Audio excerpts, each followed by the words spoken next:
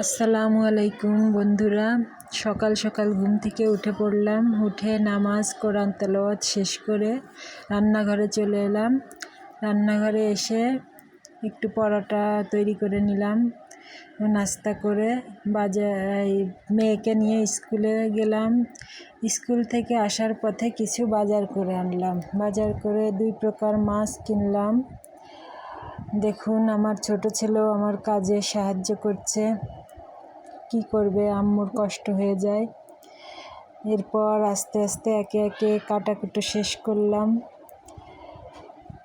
লাউটা খুব কচি, আমরা আমাদের ওদিকে লাউ এটাকে বলি হচ্ছে চাল কুমড়া। আপনারা কি বলেন কমেন্টে জানাবেন। এরপর কাটাকুটো শেষ করলাম, সব কিছু করে সবজিগুলো ধুয়ে পরিষ্কার করে নিলাম। শাক বেছে নিয়েছি, দেখেন সবুজ শাকগুলো খুবই সুস্বাদু হয় ভাজি করলে। এবার রান্না বসিয়ে দিলাম, এক চুলায় তরকারি আর অন্য চুলায় ভাজি। আমার ছোট্ট মেয়েটা এসেছে, সে আমার সঙ্গে গল্প করছে আর একটু শাক ভাজি নিল টেস্টের জন্য। খেয়ে বলল, আম্মু অনেক মজা হয়েছে।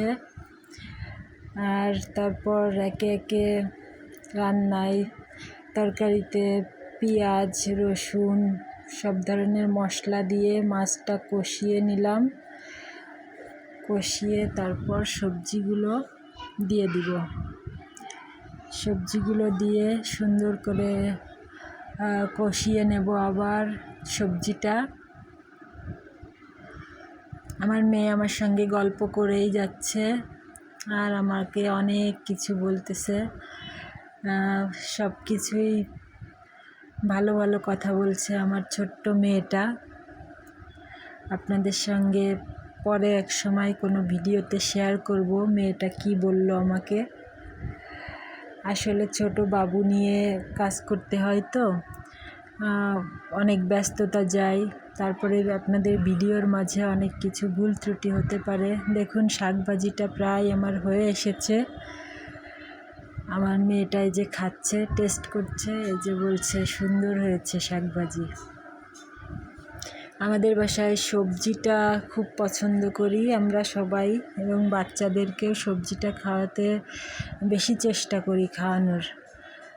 আমার ছেলে মেয়ে অবশ্য মাংসটা খুব পছন্দ করে। এই যে দেখেন, তরকারিটা এখন মশলাগুলো দিচ্ছি, দিয়ে তরকারিটা বসাবো। আমি আমার বাচ্চাদেরকে চেষ্টা করি ছোট মাছ সবজি এগুলো খাওয়ানোর, কারণ আজকাল বাচ্চারা তো গোশত ছাড়া কিছু খেতেই চায় না। এজন্য চেষ্টা করি আমি গোশতটা কম রান্না করতে চাই যতটা সম্ভব। দেখুন, শাকভাজিটা হয়েই গেছে, চুলাটা অফ করে দিব এবং তরকারিটাও হয়ে গেছে। আমার মেয়েটা ঘুরে ফিরে এসে শুধু আমাকে ধন্যবাদ দিচ্ছে আর বলছে, আম্মু তোমার কষ্ট হয়ে যাচ্ছে। আর আমাদের স্কুল থেকে আসার সময় পথে একটা ঘটনা ঘটেছিল, এটাই শুধু বলছে। আপনারাও কমেন্টে জানাবেন যে পথের রাস্তার ঘটনাটা আপনারা শুনতে চান কিনা, তাহলে অবশ্যই অন্য একটা ভিডিওতে আপনাদেরকে জানাবো। আর দেখুন, মাছটা কষিয়ে নিচ্ছি ভালো করে। এবার তরকারিটা দিয়ে দিলাম।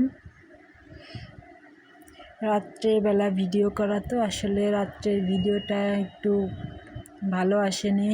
আর আমি যেহেতু নতুন শুরু করেছি, আমার লাইটিং বা এডিটিং ক্যামেরা সব কিছুই নড়বড় ধরতে গেলে।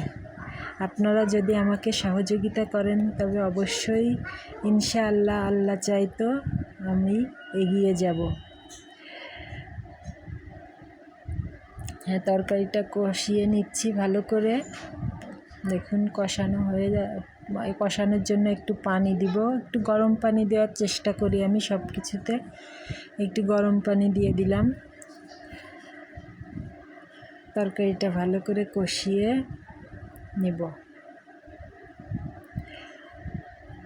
এরপরে ছোট বাবুকে সামলাই, তারপরে আপনার 5 ওয়াক্ত নামাজ পড়ার চেষ্টা করি যথাসম্ভব।